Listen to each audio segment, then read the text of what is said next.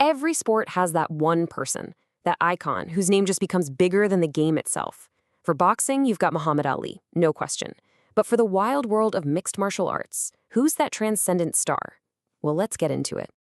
Right. In boxing, Ali's legacy as the greatest is totally undisputed. So who's the MMA equivalent? Who's the fighter that didn't just dominate inside the cage, but completely flipped the script outside of it? Today, we're diving into the story of the man who became the answer to that question, Conor McGregor. To really understand the icon, you've got to start with the man. And Conor McGregor's story, believe it or not, doesn't begin under the bright stadium lights. Nope, it starts in the working-class suburbs of Dublin with a tool belt, not a championship belt. He was born in Crumlin, a suburb of Dublin, and as a young guy, his future looked like it was all mapped out. Not in fighting, but in plumbing. He was an apprentice, learning a trade that promised a steady life, even if it wasn't exactly glamorous. He actually started boxing when he was just 12, so the seed was planted early. But the real, life-changing moment?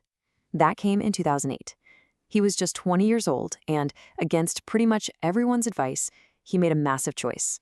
He quit plumbing to chase this crazy dream of becoming a professional fighter. You have to picture what he was leaving behind. His life as a plumber was brutal. We're talking 5 a.m. wake-up calls, 12-hour shifts, a lot of the time in freezing cold weather, fixing other people's problems. It was that grind that lit a fire under him, that made him want something totally different. And quitting his job didn't exactly lead to instant fame and fortune. It led to struggle. Get this. Right before his UFC debut, his weekly income was €188 from social welfare.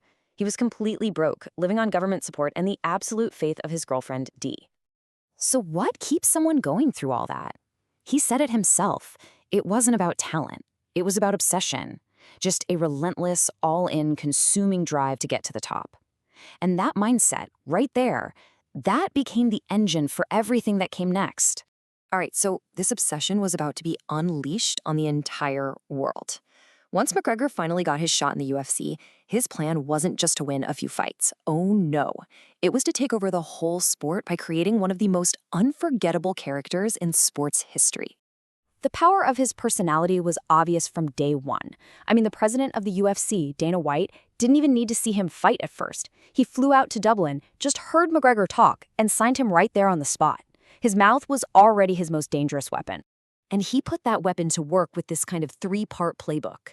Step 1, psychological warfare. He would just get inside his opponent's heads, totally dismantle them before they even stepped in the cage. Step 2, the Mystic Mac persona. He'd famously predict the exact round and the exact way he was going to win. And step 3, he created a movement, this takeover mentality that just swept up fans everywhere. And this one line, which he yelled to a roaring crowd back in his hometown of Dublin, that became his anthem. It wasn't about just showing up to compete. He was there to dominate, to completely change the game.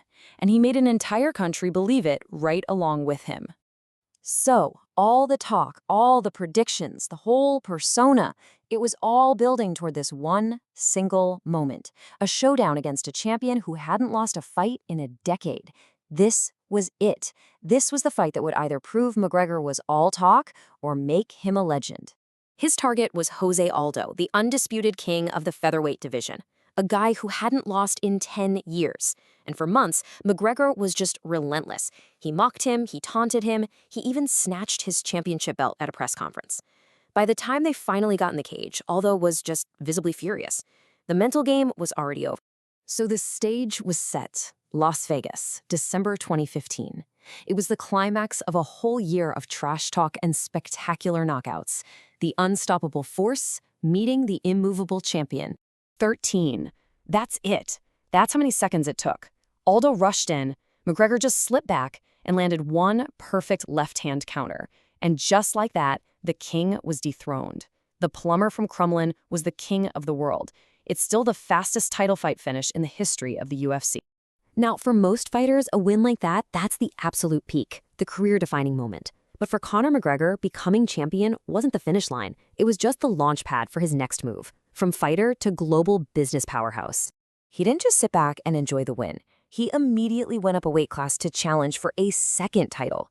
And in what a lot of people call his best performance ever against Eddie Alvarez, he made history. He became the first fighter to ever hold UFC titles in 2 different weight classes at the same time. The champ was born.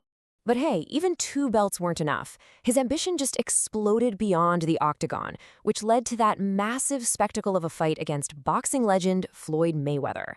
Now, yeah, he lost the boxing match, but the real story was the payday, an estimated $100 million.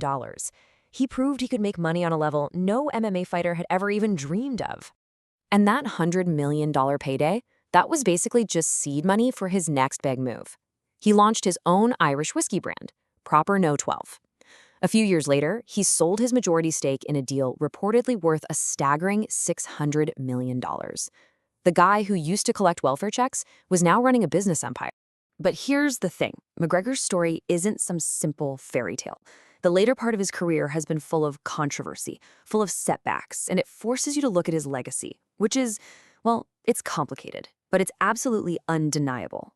With all that success came a lot of turbulence. His rivalry with Khabib Nurmagomedov got really intense, really ugly, and it ended with a pretty one-sided loss and that chaotic brawl after the fight. Then came a horrific leg injury that put his whole career on pause. The aura of being invincible, it was gone. But even with all the drama, you just can't deny his impact. He completely changed fighter pay. He coined the term red panty night, which basically meant if you fought him, you got rich, and that raised the bar for everyone. He pretty much single-handedly made the UFC a household name across Europe, and he perfected this blend of WWE-style entertainment with legit high-level fighting. So at the end of the day, you're left with this really complex picture. A plumber from Dublin who used obsession, charisma, and a killer left hand to take over the fight world and build a massive fortune. Is he a cautionary tale, a business genius who showed athletes what's possible? Or is he just the most influential fighter in MMA history? You know, the answer is probably all of the above. What do you